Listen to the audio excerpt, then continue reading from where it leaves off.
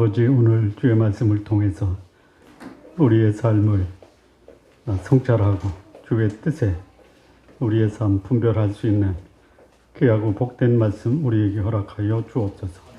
예수님의 이름으로 기도합니다. 아멘. 오늘 말씀 제목이 하나님 나라 백성들의 재물관이라고 제목을 정했는데요. 이 말씀을 계속 묵상하면서 제목이 조금 범위가 좁다라는 생각을 했습니다. 사실 사람들이 삶에 있어서 제일 중요하게 여기고 살아가는 주제가 뭐냐면 물질입니다. 물질. 그래서 내가 얼마나 많은 재물을 가지고 있는가가 나의 삶을 평가하는 가장 중요한 주제가 되고 있다라는 것이에요. 그래서 뭐 성도들이나 아니면 불신자들이나 내가 얼마나 많이 가지고 있고 얼마나 부유하느냐에 따라서 내 가치나 또 내 인생이 복되다 아니면 참 초라하다 이렇게 평가하는 이런 모습이 굉장히 보편적으로 퍼져 있다 이렇게 봐도 과언이 아닙니다. 그런데 이 말씀을 보면 물질에 대해서 그렇게 하나님께서 가치를 부여하지 않죠.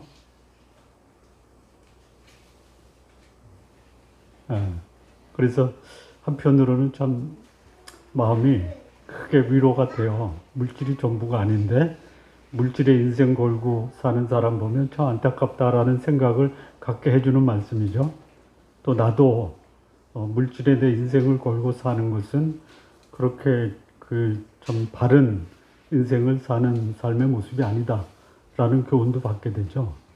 그럼에도 불구하고 물질은 거의 대부분 사람들의 삶에 있어서 굉장히 중요한 비중을 차지하고 있는 것만은 틀림이 없다 이거예요.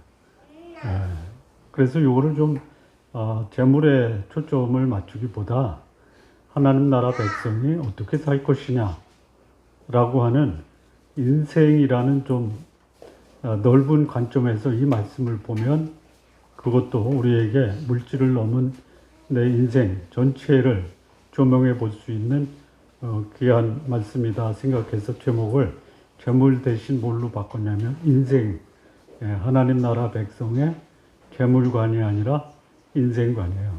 그러니까 내 물질이 있는 곳에 내 마음이 있다고 그랬잖아요. 그 마음이 뭐예요? 삶을 담는 그릇이란 말이에요. 근데 거기에 보물이 담겨 있으면 내 인생은 보물이 내 인생이 되는 거예요. 소위 재물이 내 인생이 되는 거예요.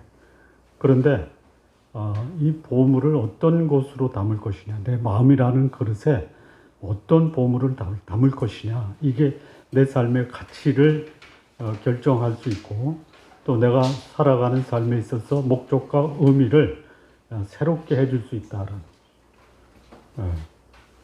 그래서 오늘 이 본문의 말씀 함께 나눌 때 아마 서론 부분이 본론보다 더 길 수도 있다. 염두에 두시고 말씀을 함께 나눴으면 좋겠습니다.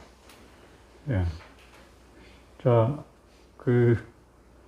사람들이 유혹을 받을 때 가장 큰 유혹을 받는 그 유혹의 대상이 뭐죠? 물질이죠. 물질. 이거 없으면 못 사니까 있으면은 조금 더 있으면 많이 더 있으면 나만 알 수 있을 정도로. 이게 물질에 대해서 사람들이 가지고 있는 생각이에요. 이건 인간관계도 마찬가지예요. 나한테 적대 관계에 있던 사람이 화목하게 되면 화목하게 된 사람이 나의 필요를 채워주고 조금 필요 채워주면 더 많이 채워주고 더 많이 채워주면 남도록 채워주고 이게 사람이 살아가는 삶의 이치예요. 더 많이 가지십시오. 문제는 더 많이 갖다가 더 많이 가진 것 때문에 내 인생 망가지지 않도록 하는 게 우리가 살아야 될 삶의 지혜다라고 생각을 합니다. 하나님 믿는 사람이나 안 믿는 사람이나 더 많이 가지려고 하고 더 높아지려고 하고 더 인생을 즐기면서 살려고 하는 것이 모든 사람이 가지고 있는 공통분모다 이렇게 생각합니다. 누리십시오. 그렇게 사십시오. 문제는 그것 때문에 여러분의 인생 망가지지 않도록만 조심하시기 바랍니다. 그 없는 사람이 잘못해서 감옥에 가는 경우도 있지만요. 오히려 진짜 가질 거 다 갖고 있고 누릴 거 다 누리고 있고 또 그 즐길 거 다 즐기다가 감옥 간 사람도 많죠. 그렇게는 되지 마십시오. 부족해서 하나님을 모른다라고도 하지 마시고 없어서 하나님을 원망하지도 않는 그야말로 내 삶의 어떤 원칙과 기준 소위 중용의 삶을 사십시오. 자, 하나님 나라의 백성과 하나님 없이 살아가는 불신앙의 사람들의 삶에는 차이가 있어야 되겠죠.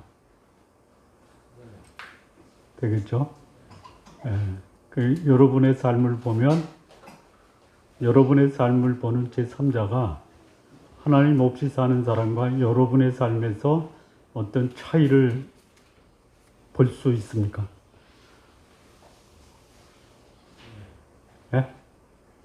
그렇게 살기를 원하십니까? 저 사람은 뭔가 달라도 달라 라고 하는 뭔가 다른 게 있어야죠.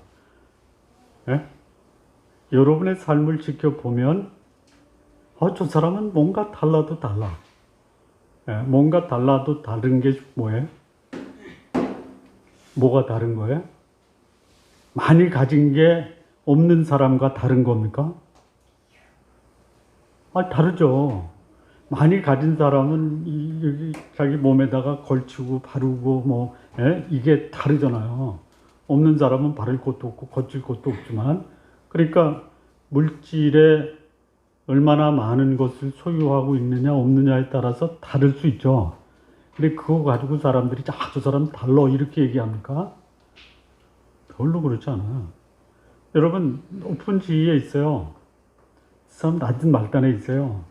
이 높은 거 가지고 사람들이 사람을 평가할 때 저 사람 다르네 그렇게 평가합니까? 그럴 수도 있지만 아닐 수도 있어요. 그러면 하나님 믿는 사람과 하나님 믿지 않는 사람의 차이를 어디서 사람들이 저 사람 참 다르다 라고 하는 것을 어디서 사람들이 보고 다르다라고 말을 할까요? 뭐요? 살아가는 삶의 방식이에요. 소위 어떻게 사느냐. 이것이 사람들이 사람을 볼 때 저 사람은 다르네 이거예요. 많이 가지고도 검소하게 살면 다르다라고 하죠. 없는데 마치 많은 것처럼 겉에다 치장하는 사람 보면 저 사람도 다르네 이렇게 하죠. 그러니까 사람을 평가할 때 그 평가의 기준은 뭐냐? 가지고 있는 재물이나 지위나 그가 살아가는 쾌락이 아니고 가지고 있는 것을 어떻게 살아가냐 하는 그의 삶의 방식이라는 거예요. 방식. 소위 조금 유식한 말로 말하면 똑같은 말이에요. 똑같은 말인데 유식한 것도 아니에요. 괜히 아는 체 하는 거죠. 라이프 스타일이라고 하는. 근데 아는 체도 아니죠. 다 하는 거죠. 그걸 라이프 스타일을 다른 말로 뭐라고 그래요? 그가 살아가는 개인의 습관, 문화, 이거예요. 그 사람의 문화가 그 사람의 삶의 차이를 결정한다라는 거예요. 자, 그렇다면 하나님 믿는 사람의 삶의 스타일이 있죠. 삶의 방식이 있죠. 문화가 있죠. 하나님 안 믿는 사람들이 살아가는 삶의 방식이 있죠. 소위 그 불신자들의 문화가 습관이 있죠. 그것이 하나님 나라 백성이냐 아니냐를 결정하는 결정적 요소다라는 거예요. 그 차이가 없으면요. 하나님 믿는 사람이나 안 믿는 사람이나 살아가는 삶의 방식에 별 차이가 없다. 그럼 무엇으로 주일날 쉴 시간에 여기 와서 예배 드리냐. 이 수많은 사람들이 예배 가서, 교회 가서 예배를 드리는데 평소의 삶에는 하나님 믿는 사람이나 안 믿는 사람이나 별반 차이가 없다면 주일날 왜 가요? 왜 가는 거예요? 지난번에 말씀드렸죠. 예? 기억 안 나시죠? 다시 정리하려니까 좀 힘들어서 그렇죠. 예, 뭐가 있냐? 예? 비즈니스 하러 가는 거예요. 예? 사람 사귀러 가는 거예요. 예, 위로 받으러 가는 거예요. 예? 사람들에게 적어도 나는 종교를 갖고 있다라고, 예? 그래서 그것이 자신의 가치를 높인다라고 생각해서 가는, 뭐 이런 이유가 있대. 그거는 사람들이 저 사람 하나님 사람이다, 아니면 하나님 안 믿는 사람이다라고 구별하는 기준이 될 수가 없다라는 거예요. 예. 자, 하나님 나라 백성의 문화와 가치가 뭐예요? 저 사람이 진짜 하나님의 사람이다. 하나님이 그 속에 계신 사람들은 그의 삶의 방식이나 문화가 달라요. 예. 소위 하나님 모시고 있다라는 것이 다른 말로 말하면 뭐예요? 하나님 모시고 있다라는 것을 다른 말로 뭐라고 그래요? 뭐라고 하냐면요. 성령이 그의 안에서 그의 삶을 인도하시고 그의 삶이 성령의 열매를 맺는다라고 하죠. 이게 이제 그 사람이 살아가는 삶의 스타일이고 그 사람의 문화예요. 몇 가지 좀 한번 생각해 보죠. 성령의 열매죠. 뭐죠? 사랑과 희락과 화평과 오래 참음과 자비와 양성과 온유와 충성과 절제. 9가지. 예. 이렇게 하면 다 아는데, 요거를 조금 쉽게 풀어보면요. 아, 그게 그거였어. 라고, 세상, 좀 의미를 가질 수 있을 것 같아서 좀, 정리를 한번 해보겠습니다. 사랑이 뭐예요? 사랑이 뭐예요? 이거예요. 저 사람 자기만 아는 줄 알았더니, 나도 알아주네. 이게 사랑이에요. 예. 성경에서 말할 때 내 이웃을 내 몸과 같이 사랑하라라고 했잖아요. 그러니까 자기만을 위한 그런 이기적인 사랑을 했던 사람이 이제는 다른 사람까지 그 사랑의 영역을 넓혔다. 이게 소위 하나님 나라 백성들이 살아가는 삶의 스타일, 문화예요. 저 사람을 보면 대부분의 사람들이 자기의 유익을 추구하는데 저 사람은 다른 사람의 유익을 추구하면서 산다. 이게 사람들이 볼 때, 하나님 나라 백성들은 자기만을 위한 삶에서 다른 사람까지 자기의 사랑 속에 포함시키는구나. 두 번째는 뭐예요? 희락이라고 그래요, 희락. 이 성경이 말하는 희락은 어떤 희락이냐면요. 항상 기뻐하라라고 그랬잖아요.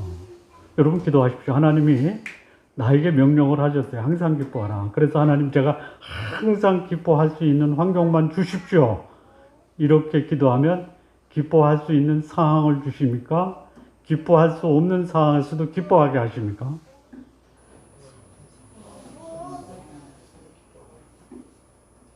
대충 아시죠? 내 환경은 기뻐하지 않을 수 있는 환경도 있어요. 기뻐할 수 있는 환경도 있어요. 그러나 항상 기뻐하는 것은 기뻐할 수 있는 환경도 기뻐할 수 없는 환경도 나의 기쁨의 대상이 된다. 이게 희락이에요. 이게 하나님 나라 백성들이 살아가는 삶의 스타일입니다. 여러분, 우리 신앙인들도 소위 염려도 있고 괴로움도 있고 아픔도 있고 고통도 있죠. 있죠. 또 기쁨도 있고 즐거움도 있고 보람도 있고 감격도 있죠. 기뻐할 수 있는 상황에서 기뻐하는 거 누구나 다 할 수 있어요. 또 이것도 있어요. 그야말로 고통스러운 사람과 고통을 나눌 수 있죠. 그래서 고통당하는 사람에게 위로가 될 수 있잖아요. 그런데 이거 조금 생각을 해봐야 될 게 뭐냐. 고통을 당하는 사람과 고통을 나누고 아픔을 나누는 거는 귀한 거예요. 거기서 끝나지 말자. 고통 속에서도 기뻐할 수 있는 그런 삶이 있다라는 것을 인식하고 기뻐할 수 있는 길을 찾자라는 거예요. 이게 하나님 나라 백성들이 살아가는 거예요. 여러분, 불신자들이 고통을 당하면 또 죽음을 당하면 그 슬픔의 노래, 죽음의 노래를 불러요. 근데 우리 하나님의 백성도 죽음을 당하면 찬양을 하잖아요. 예?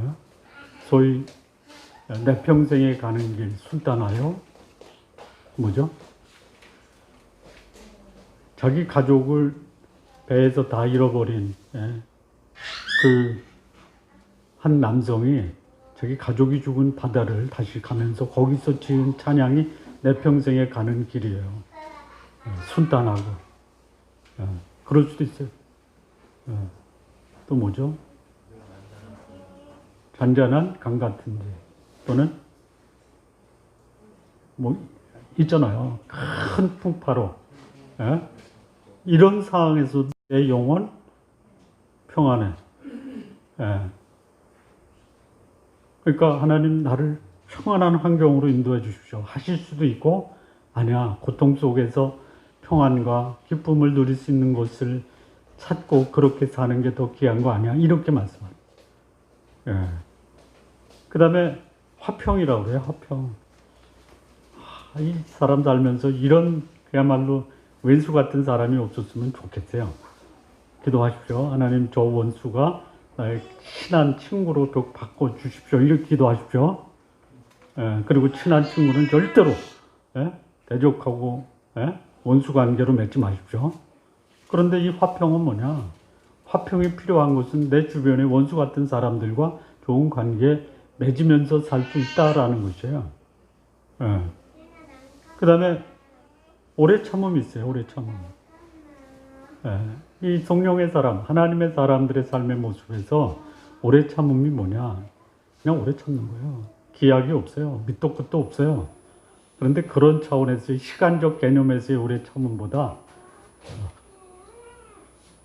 내 마음에 오래 참으면서 겪는 그런 마음이 뭐예요? 마음 그 다음에 뭐가 들어가요? 몰라요? 뭐? 마음? 잘못 들었는데. 인내라고 하셨어요. 마음, 오래 참음보다 더 어려운 단어네. 그걸 마음 고생이라고 해요. 마음 고생. 이 오래 참음이라는 인내가 뭐예요? 마음 고생이라는 거예요. 또 다른 말로 말하면 가슴 알이라고 하는 거예요. 알아보셨죠? 인생을 살면서 마음고생과 가슴앓이 안 하는 사람은 하나님 나라 백성으로서 아직 부족한 거예요. 아닌 게 아니라 마음고생과 가슴앓이를 해야지 하나님 나라 백성으로서 살아가고 있다는 거예요. 뭐 때문에 가슴앓이하고 마음고생해요? 이게 하나님의 뜻이 아닌데 벗어난 내 주변의 사람들, 내 가족들, 내 친구들, 내 자식들. 그래서 인내하는 거예요. 그게 하나님 나라 백성의 삶의 스타일이에요. 그 다음에 뭐가 있냐면 자비라는 게 있어요. 자비. 이 자비라는 것은 뭐냐면요, 소위 공율이라는 말을 자비와 같은 단어로 쓰는데요. 이건 뭐냐면 나한테 잘못된 사람들 어떻게 해요? 보통 잘못된 사람 보복하죠. 이 보복의 반대가 뭐예요? 선대예요. 선대. 그러니까 하나님 나라 백성들이 살아가는 삶의 스타일이나 문화는 뭐냐면요, 내가 보복하고 싶은 사람은 오히려 잘해주는 거예요. 우리 그런 말이 있죠. 미운 자식한테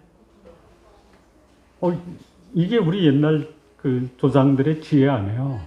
미운 자식 떡 하나 줘라. 그러면 떡 받은 미운 자식이 계속 나쁜 짓을 해요? 아니라는 거죠. 내 원수가 줄이거든 먹이라. 그러면 숯불을 그 머리 위에 쌓아둔 거 다 녹아버리는 거예요. 그 다음에 양선이 있어요. 양선. 이게 어려운 단어인데 사실은 어려운 것도 아니에요.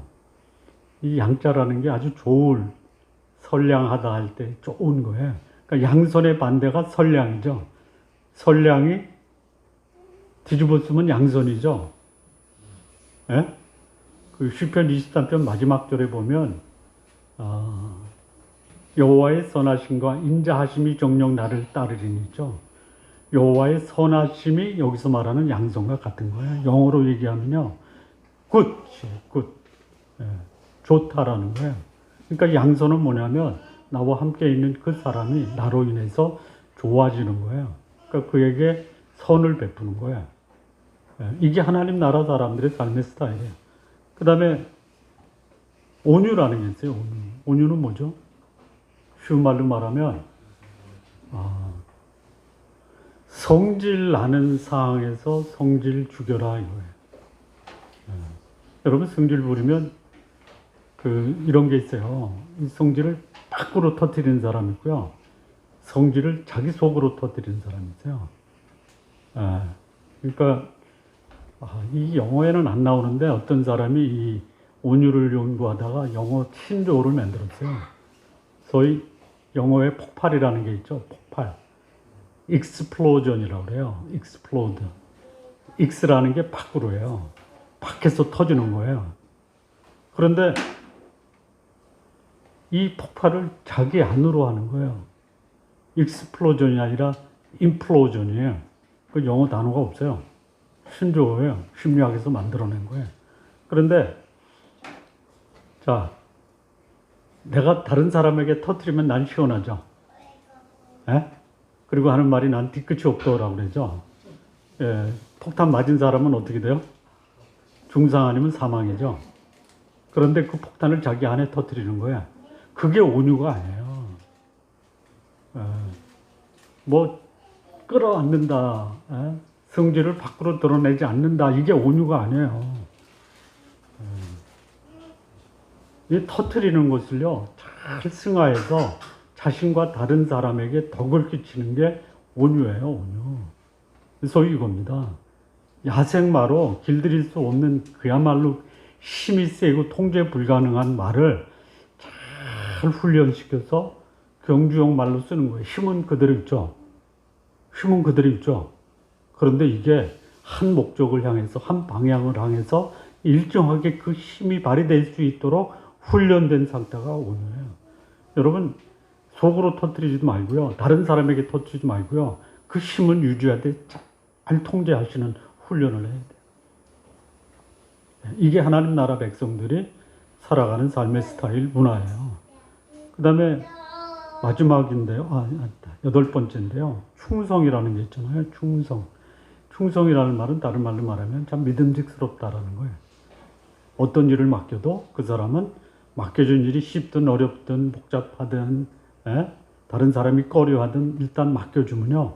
그거를 성실하게 수행해서 완수하는 게 충성이에요. 이게 하나님 나라 백성이에요. 직장 생활에서 저 친구한테 맡기면 뭔가 작품을 만들어내. 남들은 싫어해도 저 친구한테 맡기면 뭔가 작품을 만들어내고 만들어낸 작품을 보면 회사나 조직에 굉장히 도움이 되는 그런 결과를 만들어내. 이게 충성이에요. 그리고 마지막이 뭐냐면 절제입니다.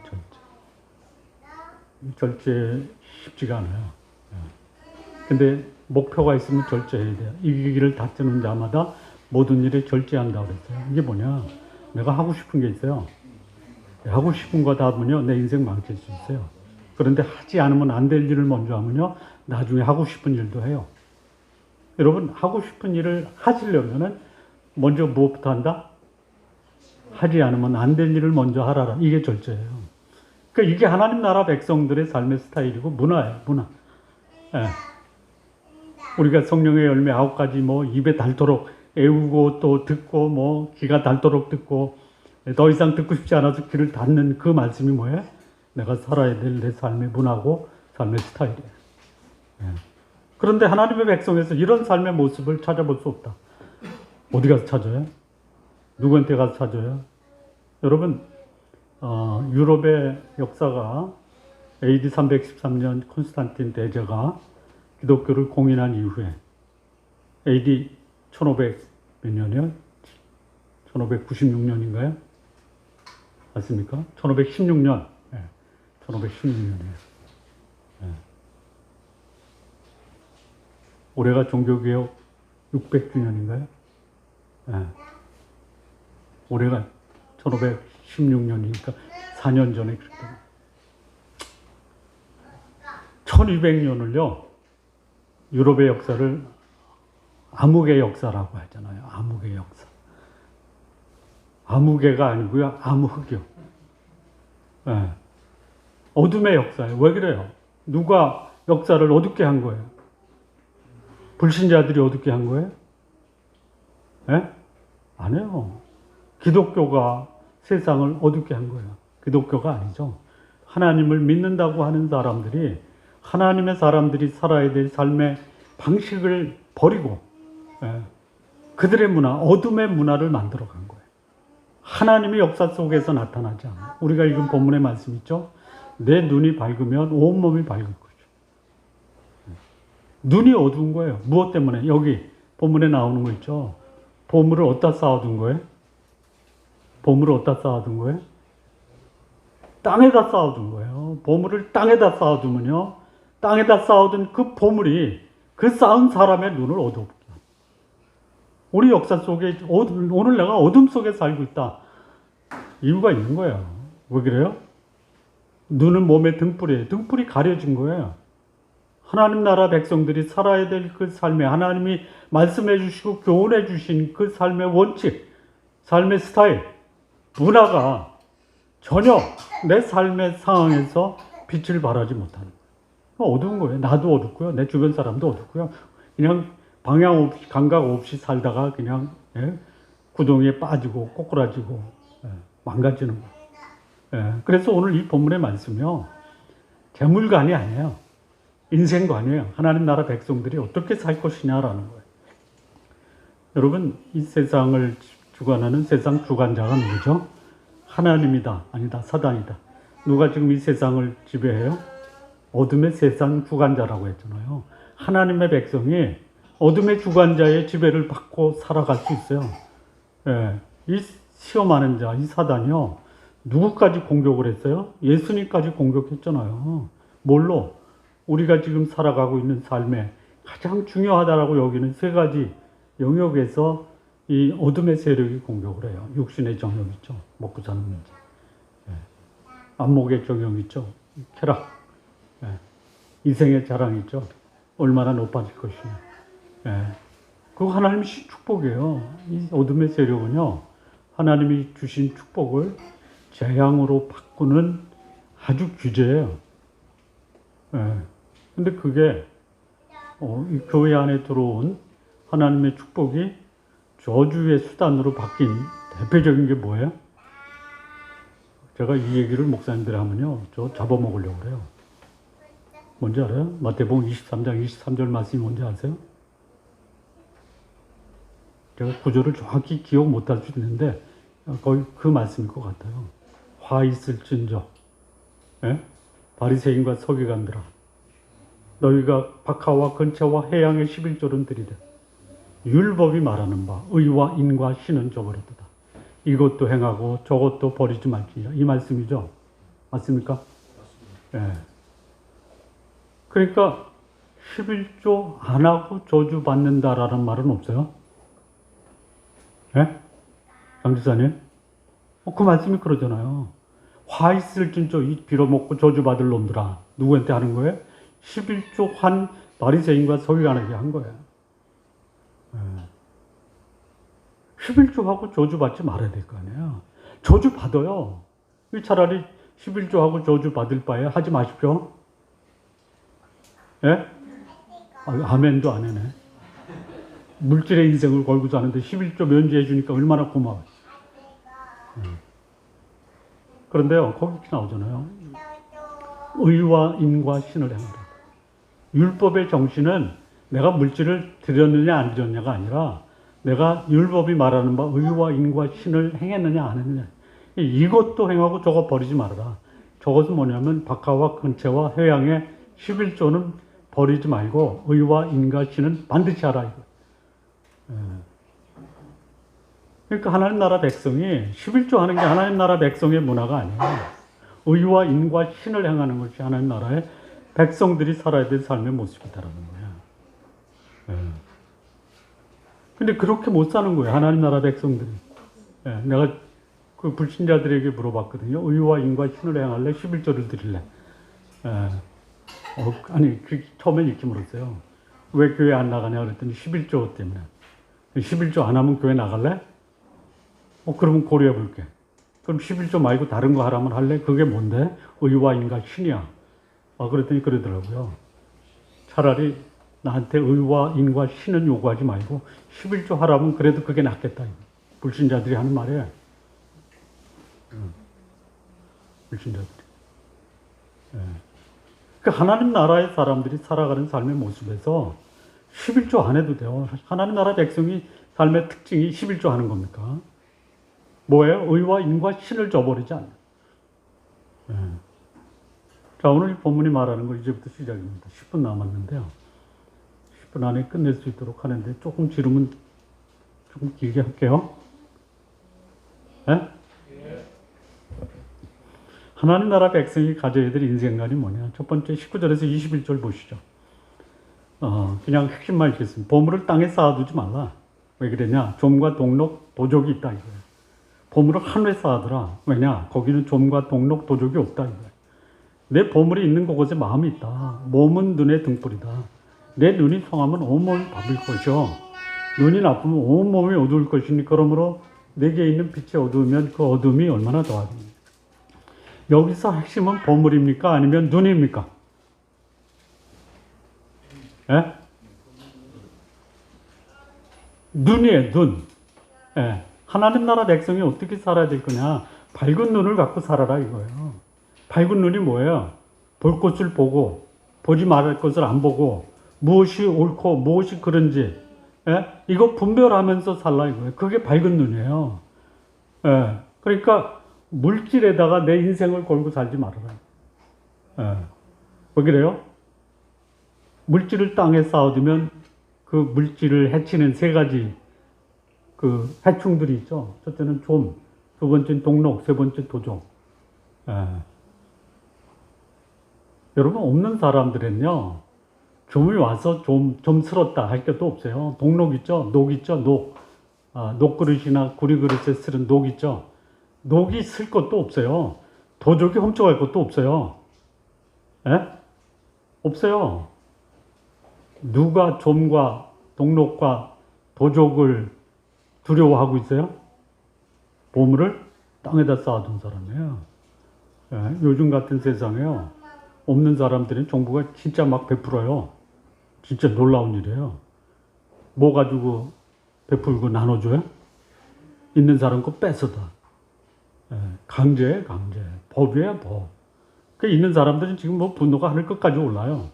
근데요, 없는 사람들이 더 많잖아요. 잘한다고 박수 쳐요. 왜 그래요? 보물을 땅에 쌓아두면요, 뺏겨요, 뺏겨. 날강도라 그러잖아요. 요즘 뭐 있는 사람들은 누구를 가리켜 날강도라 그러죠. 도적이 아니라 강도예요. 그걸 어떻게 해야 돼? 어떻게 해야 돼요? 하늘에 쌓아둬야 돼요. 하늘에 쌓아두는 게 뭐예요? 여러분, 내 거 뺏어서 없는 사람한테 주게 하지 말고요. 내가 스스로 없는 사람한테 베푸는 게 하늘의 보물을 쌓는 거예요. 또 결과는 똑같아요. 뺏기는 거예요, 다. 없어지는 거예요, 내 거. 내가 열심히 수고해서 내 노력의 결과로 쌓았어요. 근데 그거를 땅에 쌓아둘 거냐, 하늘에 쌓아둘 거냐. 예수님이 이런 말씀했어요. 왼편에 있는 자와 오른편에 있는 자에게. 오른편에 있는 자에게는 내가 배고플 때 먹을 거 줬고, 헐벗을 때 입을 것을 줬고, 목마를 때 마실 것을 줬고, 잘 곳이 없을 때 재워줬다. 언제 그랬습니까? 그랬더니 예수님이 뭐라고 그래요? 네 주변에 없는 자들에게 한 것이 내게 한 것이다. 이 하늘의 보물을 쌓아두는 거예요. 왼편에 있는 자에게 얘기하잖아요. 배고플 때 먹을 것도 안 줬고, 목마를 때 마실 것도 안 줬고, 예? 헐벗을 때 입을 것도 안 줬고. 언제 제가 그랬어요? 그냥 자기 쌓아두고 말했고, 자기만을 위해 살았지, 내 주변에 어려운 사람들을 돌보지 않은 것이 땅에다 쌓아두다가 이게 뭐예요? 뺏기는 거예요. 뺏기는 거예요. 예? 여러분, 기왕에 내가 버는 거 어차피 이거 그냥 극단적인 표현으로 뺏길 바에 어떻게 하는 게 나아요? 어떻게 하는 게 나아요? 나누고 베풀고 섬기라 이거예요. 그래서 없어지나 뺏겨서 없어지나 결과는 똑같죠. 근데요, 뺏겨서 하면 기분 나쁘잖아요. 기분 좋게 하세요. 기분 좋게. 안 해. 뺏길 때까지 안 해. 그리고 뺏기고 나서는 억울하다라고 그냥 막 불평불만하고. 그런데 이 땅에요, 없는 사람들이 더 많아요. 나누고 베푸세요. 이게 뭐예요? 하나님 나라 백성이 내 인생을 어떻게 살 것인가. 그러면 그게 그러기 위해서 내 눈을 밝혀야 돼요. 내 시선, 내 관점, 내 관심을 땅에서 하늘나라. 근데 하늘나라가 뭐예요? 하나님이 만드신 사람들에게 내가 하나님이 주신 것을 나누는 게 하늘나라예요. 첫 번째 교훈이 뭐냐? 이제는 내 관심을 땅에서 하늘로 옮겨라. 이게 하나님 나라의 사람들이 살아야 되는 삶의 스타일, 문화, 가치라는 거예요. 이게 첫 번째입니다. 자, 두 번째. 25절에서 30절 보면요. 잘 보세요. 내가 밑줄 치라는 것에 밑줄 치십시오. 26절 보십시오. 공중의 새에다 밑줄 치십시오. 근데 심지도 않고 거두지도 않고 창고에 모지도 아니하되 너희 하늘 아버지께서 기르시나니 너희는 이것들보다 귀하지 아니하냐 밑줄 치. 28절 보십시오. 또 너희가 어찌 의복을 위하여 염려하느냐 들의 백합화가 어떻게 자라는가 생각하여 보라.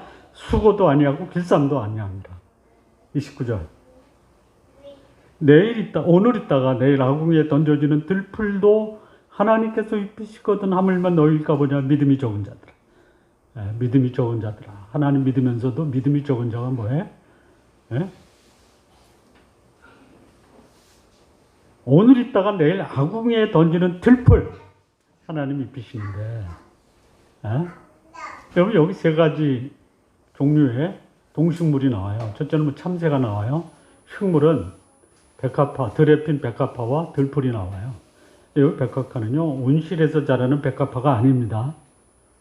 들에 핀 백합화예요. 백합화예요. 그게 소위 지금 얘기하면 사람들 눈에 관심도 없는요, 들에 핀 들국화라고 보시면 돼요. 자, 하나님은요, 참새도 먹이세요. 들국화의 그 영광이 솔로몬의 영광보다 더 화려해요. 들풀도 하나님이 입히세요. 여러분의 관심이 참새입니까? 여러분의 관심이 백합화예요? 여러분의 관심이 들풀이에요? 아니죠. 그런데요, 이 말이 말씀하는 게 뭐냐면요, 넌 참새만도 못하고 들에 핀 백합화만도 못하고 내일 아궁이에 빠지는 들풀보다 못한 인생을 사는 놈들이야. 남자한테 하는 거예요? 여자한테 뭐라고 할까요? 참새봐도 못한, 들에 핀 백합화봐도 못한 거예요. 들풀만도 못한 인생을 사는, 이렇게 하나님이 책망하는 거예요. 믿음이 없다고. 그 얘기 뭐예요? 네가 어떤 인생인지 아냐? 이렇게 반문하시는 거예요. 왜 네가 네 스스로를 참새만도 못하고 들에 핀 들국화만도 못하고 들품만도 못한 인생으로 네 인생을 전락시키고 사느냐? 이 믿음이 없는 놈들아. 이 얘기예요. 좀 더 분명하게 얘기해 주십시오. 왜 그렇게 번중만 울리십니까? 핵심이 뭐예요? 너희는 참새나 들풀보나 더 소중한 존재인 것을 좀 제대로 인식하고 살라. 내가 어떤 존재, 내 존재의 가치가 얼마나 소중한지 좀 알고 살아라. 참새만도 못한, 먹고 사는 문제. 참새가 먹고 사는 것 때문에 걱정했습니까? 들국화가 자기 꽃이 미워질까 봐 걱정했습니까? 근데 우리가 지금 걱정하고 있다라는 거예요. 염려하고 있다라는 거예요. 저 하지 말라 이거죠. 하나님 나라 백성 중에. 소위 내가 하나님 앞에서 얼마나 소중한지를 좀 제대로 인식하고, 그런 자존감을 좀 갖고 자기 정체성을 확립하고 살아가야 되지 않겠냐라고 권면하시는 거예요. 첫 번째, 봄을 가지고 눈 가지고 말씀할 때는 우리의 시선과 관점을 좀 하늘 높은 곳에 두고 좀 살아라. 그게 하나님 나라 백성의 특기. 두 번째 뭐예요? 네 자신이 얼마나 소중한 존재인 거 모르냐? 좀 알고 살아라. 그래서 먹고 사는 곳에 신경 쓰는 거, 참새가요, 먹고 살기 위해서 애쓰죠. 먹이 찾아 삼천리 가는 거예요. 들국화나 들풀이요, 살아내려고요, 뿌리를 땅 속에 박고 수분과 양분을 빨아들이잖아요. 그건 기본이에요, 기본. 그럼 남들보다 조금 더 가지려고, 조금 더 부유하게 살려고, 인생은 그렇게 하지 말라 이거예요. 그건 기본으로 하라. 하나님이 다 채워주시는 거예요. 그거는 채워주세요. 그런데 이제는 좀 내 가치가 얼마나 소중한지, 참새나 들과 같은 인생이 아니라 하나님 나라 백성으로 내 삶의 가치와 자존감을 좀 세워가면서 살자가 두 번째 쪽이에요. 세 번째는 뭐예요? 도대체 신앙인에 있어서 인생에 대해서 어떤 자세로 살 것이냐. 이건 뭐냐면요. 이거예요. 지금까지 소위 재물을 땅에 쌓아두고 살려고 했던 그런 인생이에요. 내 시선과 관점이 땅이에요. 그리고요. 내 자신에 대한 소위 자존감이나 정체성이 참새나 들풀보다 못한 그런 자존감이 완전히 그냥 추락된, 소위 땅의 것에 신경 쓰고 사는 사람은요, 자신의 인격과 삶을 추락시키는 거예요. 세 번째는 뭐예요, 그럼? 어떻게 살 것이냐? 좀 내 삶을, 이방인들이 구하는, 여기 뭐라 그래요? 32절에, 이는 다 이방인이 구하는 것이라 이거예요. 하나님 없이 살아가는 사람들이 살아가는 삶의 스타일이 하나님의 백성과 똑같다면 이게 무슨 차이냐? 이방인처럼 살지 말라 이거예요. 그래서 이방인처럼 안 사는 게 뭐예요? 너희는 먼저 그의 나라와 그의 의를 구하라. 하나님이 통치하는 나라. 하나님이 나에게 기대하시는 하나님의 뜻을 구하는 삶을 살라. 좀 수준 높은 삶이 뭐냐? 땅의 것에 시선을 두고 거기에 초점을 맞추는 것이나 내가 살아가는 것이 살아가는 이유나 목적이 땅의 것을 추구하는 것이나 이제는 하늘에 있는 것을 추구하며 살아가라. 이게 하나님 나라 백성이 살아야 되는 삶의 스타일이고 문화고 가치다라는 거예요. 자, 그런데 하늘의 것, 하나님 나라와 의를 추구하는 방해가 뭐예요? 방해가 있으니까 못 구할 거 아니에요. 너희는 먼저 그의 나라와 그의 의를 구하라 하는데 그렇게 못 사는 이유가 뭐야? 있잖아요. 뭐? 집사람? 아, 집사람 때문에. 없는 걸로 해주십시오. 뭐라 그랬어요? 잘못 얘기했대요. 내가 잘 못 들었어요.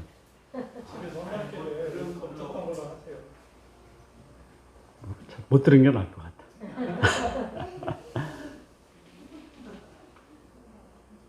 뭐냐면 여기 마지막 절에 나와요. 뭐 때문에 이 땅의 것을 추구하냐 이거예요. 뭐예요? 두 가지. 34절 한번 읽어보실까요? 같이 읽을까요? 그러므로 내일 일을 위하여 염려하지 말라. 내일 일은 내일 염려할 것이요 한날의 괴로움은 그날의 족하니. 이게 뭐 두 가지가 나오죠. 첫째는 내일 일을 위한 염려가, 그리고 오늘의 괴로움 때문에 그런 거예요. 여러분 내일 오지도 않은 거 내일 일은 내일 염려하세요. 그리고 오늘 괴로워요. 그러니까 인생살이가 그냥 두 단어로 이거를 뭐라 그럴까요? 종합을 하면요. 염려와 괴로움이에요. 인생은 염려와 괴로움이에요. 하나님 이 염려를 좀 걷어가십시오. 하나님 뭐라 그랬어요? 뭐라고 말씀하시겠어요? 그게 인생이 살아가는 삶의 방식이야. 염려 가운데 사는 거야. 또 뭐예요? 괴로움이에요. 그게 살아가는 삶의 모습이에요. 모든 사람이 피할 수가 없어요. 있는 사람, 없는 사람, 높은 사람, 낮은 사람, 이게 살아가는 인생의 모습이 뭐냐? 염려와 괴로움이에요. 그러니까 아까 하나님 나라 백성의 삶의 문화에 있어서 오래 참음이라는 게 뭐 때문에 오래 참아요? 염려거리, 괴로움 때문에 그런 거 아니에요. 그거 하나님 우리에게 그냥 그거 짊어지고 가라 말씀하세요. 제가 전에 한번 말씀드린 적이 있는데요. 수용 전념 치료라고 하는 심리학 치료법이 있어요. 수용은 뭐냐면 염려와 괴로움을 내 것으로 받아들여라. 전념, 그럼에도 불구하고 나에게 주어진 목표를 향해서 지속적으로 가라. 그러면 치유가 된다. 이게 수용 전념 치료예요. 그게 인생이에요. 하나님 나라 백성의 특징이 뭐냐? 염려와 괴로움은 짊어지고, 그리고 나에게 주어진 하나님의 뜻, 하나님의 나라, 하나님의 의를 구하는 삶을 살면 이것이 하나님 나라 백성들이 살아야 되는 삶의 모습으로 너는 그렇게 살고 있다라고 하나님이 우리를 실천해 주십니다. 정리하겠습니다. 하나님 나라 백성이 어떻게 살아야 될 거냐? 첫 번째 뭐죠? 우리의 시선, 관점, 땅에다 두지 말고 좀 높은 데 둬라. 예? 그래야지 네 인생이 밝아진다. 여러분 보세요. 이 땅만 보고 다니면요. 평생 모아봤자 몇 푼 동전하고요. 뭐 조금 동전 말고 뭐 핀, 뭐 그런 것들이에요. 높은 곳을 향해서 내 인생을 살아가면요. 거기서 영원한 곳을 추구할 수 있다는 거예요. 내 시선과 관점을 좀 바꾸십시오. 두 번째 뭐예요? 얼마나 소중한 존재인지 좀 알고 살라 이거예요. 여러분 남이 나를 그야말로 평가절하하는 게 아니에요. 내가 나를 평가절하하면요. 내 인생이 망가지고요. 다른 사람들 내 인생 그냥 우습게 보는 거예요. 자존감을 좀 세우면서 사십시오. 세 번째는 뭐예요? 이제는 땅의 삶을 추구하고 자기 자신을 평가절하하며 살지 말고 하나님이 나에게 이 땅에 보내신 그 뜻이 있다면 그 뜻을 추구하는 하나님의 나라와 하나님의 의를 추구하는 삶을 살라. 이방인처럼 살지 말라라는 거죠. 참새처럼 살지 말고 들풀처럼 살지 말고 소중한 하나님의 형상대로 지음받은 하나님의 자녀로서의 삶을 살아가기를 오늘 예수님이 우리에게 권면합니다. 성도 여러분, 오늘 나를 힘들게 하는 것은 내가 추구하는 내 삶의 방식이에요. 육신적인 삶, 세상적인 필요를 위해서 이방인처럼 거기에 목을 메고 살아가는 것. 이것이 내 인생을 비참하게 만들어요. 그러나 오늘 내 삶이 육신적이거나 세상적인 것이 아니라 나를 이 땅에 보내시니까 하나님의 뜻을 찾아 그 삶에 내 인생을 걸고 살아가는 성도님들 되시기 바랍니다. 그래서 하나님이 나를 이 땅에 하나님의 뜻을 이루며 살도록 공급하시고 채우시고 풍성케 하시는 은혜를 나도 누리고 내 주변에 나눠주는 그런 성도님들 되시기를 진심으로 바랍니다. 기도하시겠습니다. 하나님 아버지 감사합니다. 오늘 주의 말씀을 통해서 우리를 권면하신 이 귀한 은혜의 말씀 내 마음속에 깊이 새기고 내 인생을 밝히고 내 주변을 밝히는 거룩한 하나님의 자녀로서의 삶 살아가게 하여 주옵소서. 예수님의 이름으로 기도합니다. 아멘.